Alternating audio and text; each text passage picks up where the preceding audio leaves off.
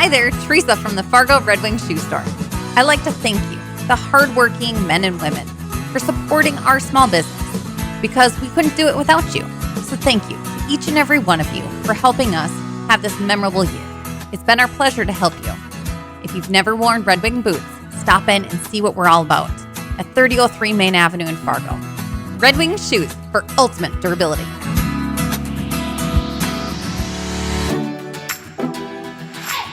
Good morning, everyone. Happy Monday. Lisa, Scott with you here, and of course Robert Poynter's in for Lydia this week. We're going to get you Robert's forecast here in a moment, but first we'd like to remind you we're live on Facebook every weekday morning right around this time.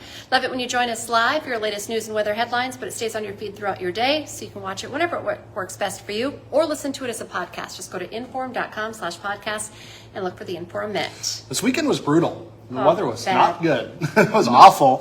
Good news this morning, things are starting to improve slowly but surely. All the travel alerts, all the no travel advisories for the area that had been in place have now been lifted. I-29 is fully open from Grand Forks to the Canadian border. Things are improving, but just be careful this morning. There are still spots out there with some snow on the roads, some drifting, some slick, icy spots too. So just because things are reopening doesn't mean you should just go for it. Be careful, be safe. There's also some delays this morning at Hector International Airport. So just check your flight status before you head to the airport as well. And Robert, we only got a little bit of snow, but it was the wind blowing it around. I mean, visibility was something else. So today, still windy, but not as bad. Yeah, the good news is that the winds have significantly dropped since yesterday, but of course, those roads this morning are a lot better. They're not perfect. You'll still want to use a lot of caution driving around, but then throughout the rest of the day, it's just really cold outside. Up north, we'll be lucky to get up to around 1 or 2 degrees, and then further south, 5 degrees in Fargo. So temperatures warm up to a balmy around 15 degrees in Fargo by Wednesday, and we'll have some chance of snow, and then we go into some really brutal Arctic air as we go into this weekend. So we'll look at those temperatures. I believe Friday or Saturday was 7 below for the afternoon high. So yeah, not good. And then teens and 20s below. So yeah, that's not going to be very fun. no, we're going to be really trenching ourselves into some really strong Arctic air. That, of course, you want to limit your time outdoors. Maybe best just stay inside all day. Yeah, the feels like, because even a little bit of wind, what does it feel like out there this morning? Yeah, with those winds, it's around 10 to 15 miles an hour. It's not that much, but when it's already 5 below, wind chill values we saw all throughout this morning, 20, 30 below, and Warroad was knocking on the door 40 below this morning. Wow. So, yeah. Brutal stuff. So we're going to get that extremely cold weather to settle in. Are we going to get any more snow with that, or is it just going to be cold? It's just going to be some really cold, dry air. Now, again, we have that chance of snow Tuesday night and Wednesday, but temperatures will be in the teens, not too bad. It's mainly turning our focus to just really, really cold temperatures. Weather will be quiet. It's just going to be really darn cold outside. All right, sounds good. Yeah. Well, not really that good, but thanks for the update. Anything else people need to know about? Just make sure you have your jacket ready, and just make sure you have some of your winter survival gear in your car too, because even though it's not a blizzard outside, you don't want your car to break down in this cold. No.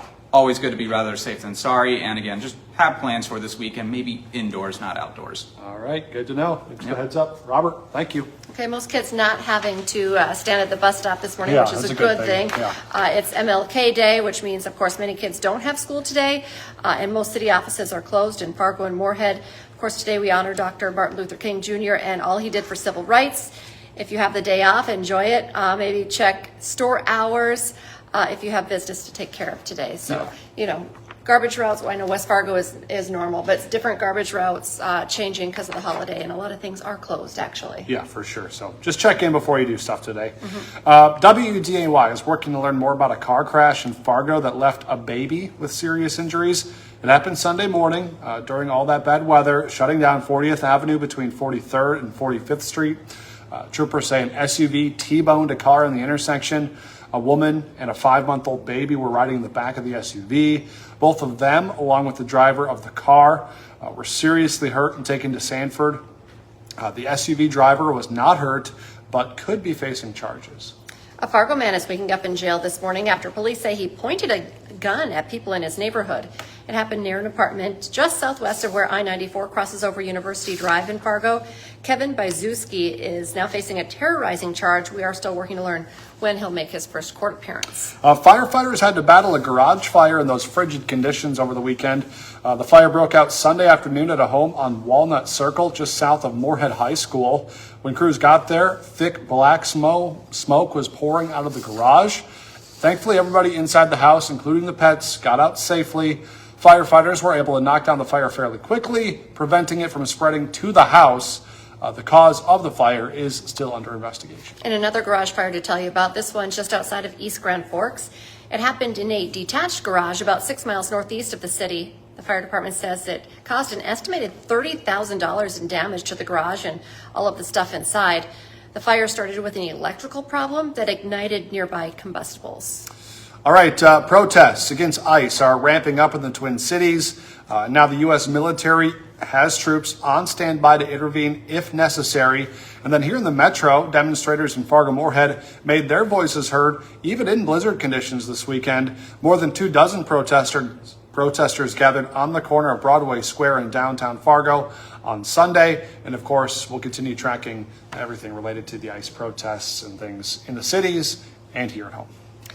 Coming up on Hot Mic this morning, a recap of a wild NFL divisional weekend, plus a preview of tonight's college football national championship game between Indiana and Miami. Hot Mic is live from 9 to 11 on WDAY Extra. Don't forget, for just 99 cents a month for your first 3 months, get an all-access pass to our website, Inforum.com.